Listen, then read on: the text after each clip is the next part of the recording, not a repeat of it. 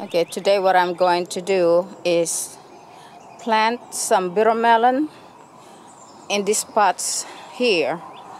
All these pots have been prepped with a very good potting soil. These pots are bottomless, and by doing that, I know that the plant will be able to spread its roots and get the nutrients, unnecessary nutrient that it needs in order to grow healthy and strong. So this is how these pots looks underneath. They all are bottomless, so that the plant will have contact with the original soil. And as you can see, I have the potting soil on the top, on the surface of the original soil. Well, we dug out about, I would say, 4 to 6 inches below the top soil, and dug the pot in, fill it up with good potting soil, prep it with necessary nutrients such as worm castings, azomites, etc. So, as you can see, this is how this container gardening is done. This is what I do for a good while now. That's 2011, 2017, yeah, a good 6 years now that I have been doing this, and it works for me.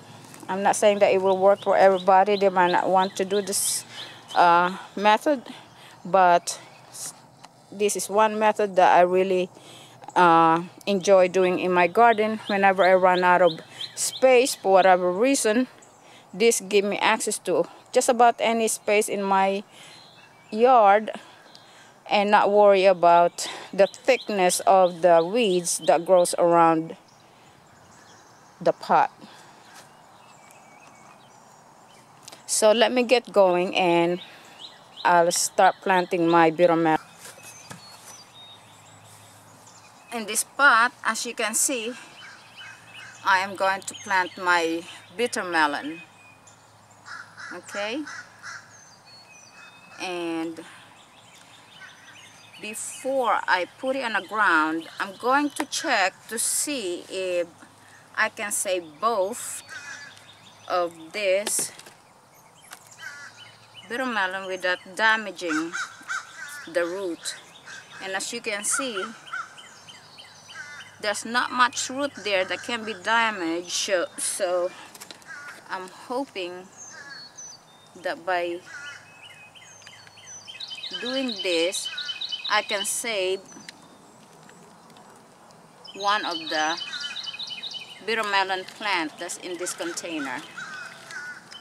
And if I feel like I'm starting to damage the best looking one, I'm just gonna go ahead and destroy the other one. But as you can see, this is a successful separation of these two plants, and you can see that I was just able to save this one here, which will be a plant that I can plant somewhere else. And this bittermelon here, which as you can see is so much more advanced in growth, I will put that in the pot, and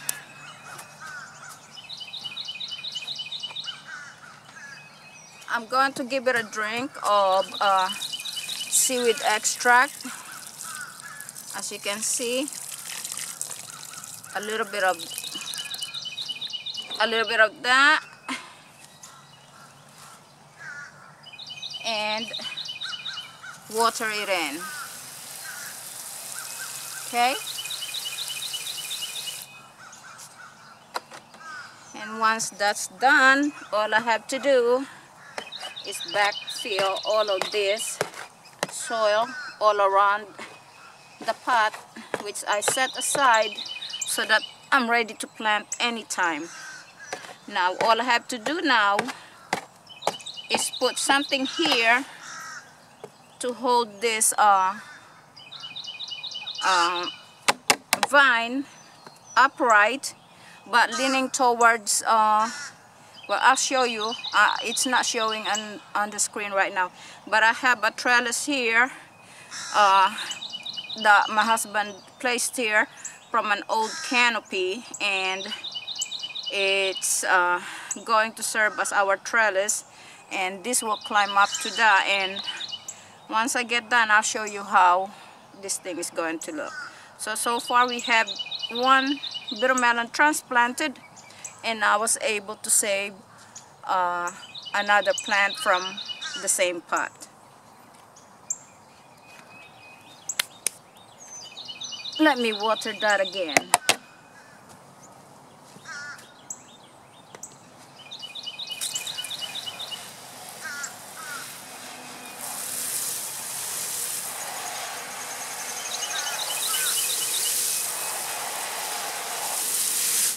And she's good to go.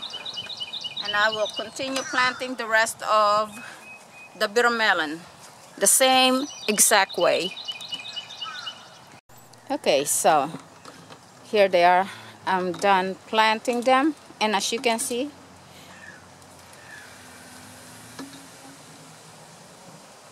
let me give you this one here. Let me show you. This one is closer to me. And what I do after I plant it is I tie it to a string, nylon, whatever type of string you have available, and very lightly, okay? Don't make it too tight, and just kind of train it to climb up. And that will be just for the first time you planted it. Then you'll have to train it going up the string to attach itself to this pole here. Now let me show you what this is. What I have here, okay, hold on.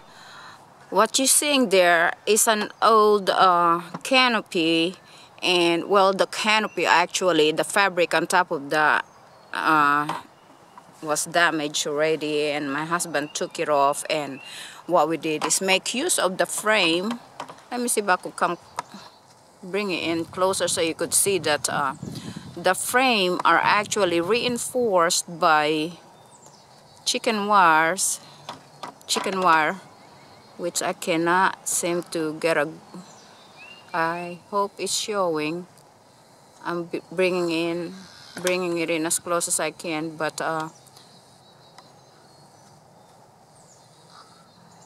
we have wrapped some chicken wire all around it so that the bittermelon can use it as a trellis. And so here it is. I have to really bring it as close as I can, because if I don't, it's really very hard to see this old chicken wires here, or yeah, chicken wires. And what we did here was just we wrapped that around the frame to create like a trellis, so that the bittermelon can climb up to them. So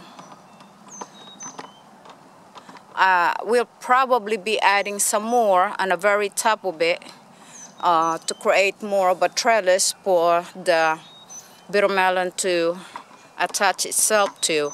But for now, that's what we have done, and that serves as a reinforcement to this frame. This frame is not that sturdy.